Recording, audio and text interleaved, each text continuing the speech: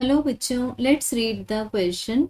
A stream of water flowing horizontal with a speed of 15 meter per second gushes out of a tube of cross-sectional area 10 to the power minus 2 square meter and hits a vertical wall normally.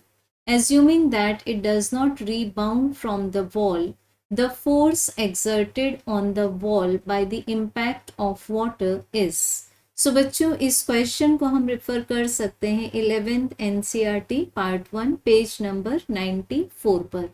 Given है हमें एक water stream जो कि इस तरह से मान लेते हैं डायग्राम में, इस तरह से ये नॉर्मली स्ट्राइक करता है एक वॉल पर और ये ट्यूब से बाहर निकल रहा है, हॉरिजॉन्टली ट्रेवल कर रहा है। सो इसकी स्पीड गिवन है हमें 15 मीटर पर सेकेंड और ये एक ट्यूब जिसमें से निकल रहा है उसका क्रॉस सेक्शनल एरिया गिवन है 10 to the power minus 2 square metre. अब ये जिस वर्टिकल वॉल को नॉर्मली हिट करता है इसमें हम मान लेते हैं कि ये रीबाउंड नहीं होता, तो हमें फाइंड करना है ये जो स्ट्रीम ऑफ वाटर है ये इस वॉल पर कितना फोर्स एक्सर्ट करेगा। सो बच्चों फर्स्ट ऑफ ऑल लेंगे हम यहाँ पर गिवन डेटा, स्पीड को मान लेते हैं v, this is 15 metre per second, area of cross section a is 10 to the power minus 2 square metre और डेंसिटी ऑफ वाटर लेते हैं हम 1000 means 10 to the power 3 kg per cubic metre. अब हमें सबसे पहले तो फाइंड करना है कि वाटर का कितना मास इस वॉल को पर सेकेंड स्ट्राइक करता है। सो इट मीन्स बेसिकली हमें फाइंड करना है मास ऑफ वाटर स्ट्राइकिंग पर यूनिट टाइम, पर यूनिट टाइम मीन्स पर सेकेंड ऑन द वॉल। सो मास को हम ले सकते हैं density of water multiplied by the volume of water striking on the wall divided by per second, that is divided by time। अब density of water है हमारे पास में 10 टू द पावर 3। इस वॉल्यूम ऑफ वाटर को हम express कर सकते हैं in the product of area of cross section of the tube multiplied by the length. तो यहाँ लिख सकते हैं हम A multiplied by L, that is length covered पर सेकेंड। और इस length covered by water per second को हम क्या मान सकते हैं बच्चों, जो हमें गिवन है स्पीड।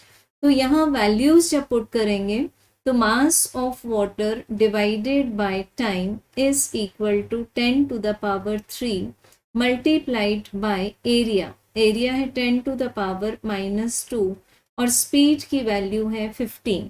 सो ये आंसर मिल जाता है हमें 150 and the unit will be kg per second, that is mass of water per unit time.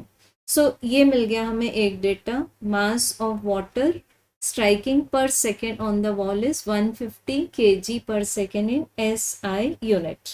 अब फोर्स को हम एक्सप्रेस करते हैं by Newton second law of motion से, force exerted on the wall by the water stream, क्योंकि हमें यही find करना है। So this is equals to the momentum loss of water per second. तो मोमेंटम लॉस ऑफ वाटर क्या आ जाएगा हमारे पास में, mass of water multiplied by the velocity। तो mass of water per second से, पर सेकेंड ये जो गिवन है हमें, जो कि हमें मिल रहा है 150, तो this is the loss in momentum per unit time. So this will be equals to 150 multiplied by 15। So 15 square will be 225। So हमें फोर्स का आंसर मिल जाएगा 2.25 multiplied by 10 to the power 3 in newton. So correct answer for the force exerted on the wall by the impact of water is option number 2। Thank you.